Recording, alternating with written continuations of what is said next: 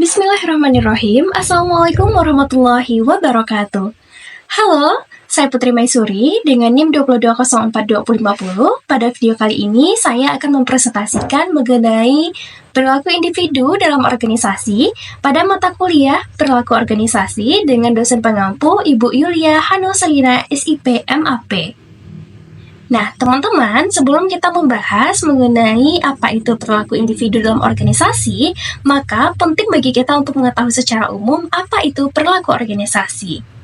Nah, perilaku organisasi itu adalah suatu disiplin ilmu yang mempelajari mengenai perilaku di tingkat individu maupun kelompok yang dimana ini akan mempengaruhi dampak terhadap kinerja, baik itu kinerja individual, kelompok maupun dalam organisasi itu sendiri.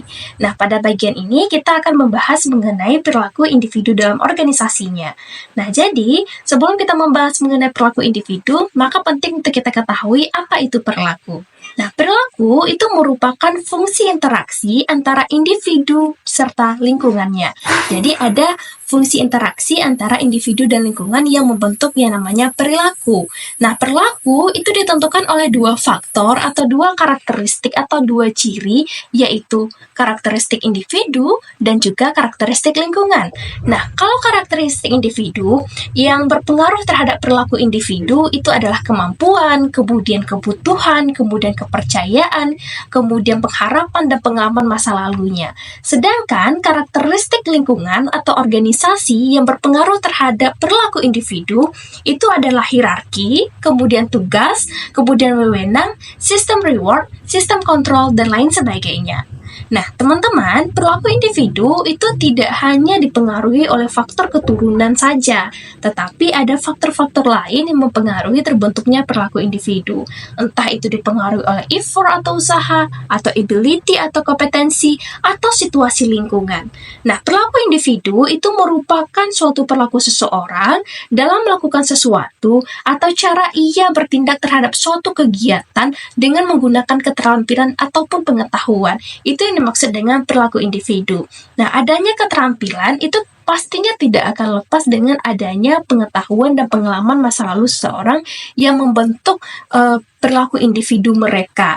Nah, jadi di dalam suatu organisasi bisa kita lihat perilaku individu juga dipengaruhi oleh lingkungannya. Sebagai contoh, bila atasan atau leader itu berperilaku baik kepada bawahan, maka akan terjadi kinerja yang baik antara atasan dan bawahan. Karena perilaku individu juga dipengaruhi oleh salah satunya adalah faktor lingkungan tadi. Nah, bisa kita lihat di sini salah satu pendapat para ahli yang kita kutip, misalnya dari Sofyandi dan Garniwa pada tahun 2007 dalam bukunya, beliau menyebutkan bahwa perilaku individu itu adalah sesuatu yang dikerjakan seseorang seperti berbicara dengan manajer, kemudian mendengarkan rekan kerja, menyusun laporan, mengetik memo, kemudian menempatkan unit barang ke gudang dan lain sebagainya.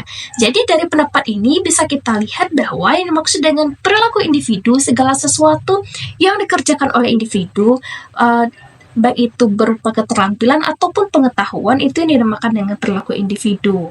Nah, jadi manusia itu merupakan salah satu dimensi penting dalam suatu organisasi. Nah, organisasi yang berhasil tentunya itu akan membutuhkan sumber daya manusia yang mumpuni di dalamnya. Tidak mungkin bisa tercapai tujuan organisasi dengan baik, dengan efektif, efisien, dan juga optimal bila tidak didukung dengan sumber daya manusia yang mumpuni. Maka, sumber daya manusia yang mumpuni itu juga selain dibutuhkan keterampilan, pengetahuan, juga dibutuhkan attitude atau perilaku yang baik tentunya dari berbagai karyawan. Karena dengan adanya motivasi karyawan, persepsi untuk produktivitas yang tinggi, maka ini akan membuat kinerja suatu perusahaan atau organisasi itu menjadi lebih baik. Nah, selain itu, untuk mengetahui mengenai kinerja dari individu di suatu organisasi, maka para leader juga menerapkan yang namanya sistem penilaian masing-masing individu dalam suatu organisasi, di mana dalam sistem penilaian ini, para leader bisa mengetahui apakah individu itu benar-benar produktif dalam mengerjakan tugasnya atau tidak, atau perilakunya sesuai dengan yang ditetapkan oleh organisasi sehingga tujuan organisasi bisa tercapai atau tidak, atau malah sebaliknya.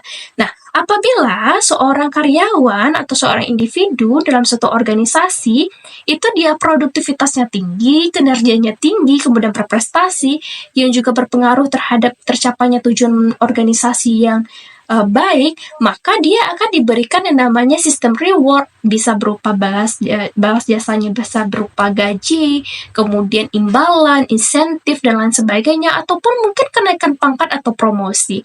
Namun sebaliknya, jika perilaku individu tidak baik dalam satu organisasi, misalnya tidak produktif, kemudian sering bolos atau lain sebagainya yang berperilaku tidak baik terhadap organisasi, maka dia akan mendapatkan punishment atau hukuman. Maka di sini bisa kita lihat bahwa peran leader dalam menentukan perilaku individu itu juga sangat berpengaruh dalam suatu organisasi. Karena tentunya tercapainya suatu tujuan organisasi tidak terlepas dari sumber daya manusia yang berada di dalamnya. Maka penting untuk memiliki individu yang benar-benar ingin berproduktivitas tinggi, karena produktivitas yang tinggi dengan adanya motivasi itu berpengaruh terhadap perilaku individu. Jadi maka dibutuhkan individu-individu yang benar-benar memiliki persepsi, motivasi, dan kinerja dan serta produktivitas yang tinggi untuk mencapai tujuan suatu organisasi. Nah, kemudian kita akan melihat bahwa faktor individu itu sangat erat kaitannya dengan seorang manusia dalam suatu organisasi. Tingkah laku manusia sebagai manusia itu merupakan bentuk ungkapan dari kepribadian, kemudian persepsi atau bagaimana dia menerjemahkan sesuatu, kemudian sikap jiwa yang bisa berpengaruh terhadap prestasi kerja tadi, seperti yang sudah kita bahas tadi. Yang kalau dia berprestasi dan kerjanya juga akan berpengaruh pada organisasinya tentunya. Nah, teman-teman, kita akan masuk kepada salah satu bagan. Teman-teman bisa lihat di sini bahwa ini merupakan organizational behavior model milik Robbins pada tahun 2009 pada level individu, di mana dapat dilihat apa saja yang menjadi human input bagi seorang individu dalam melakukan suatu keputusan atau decision making, yang pada akhirnya akan mempengaruhi persepsi mereka dan juga sebaliknya.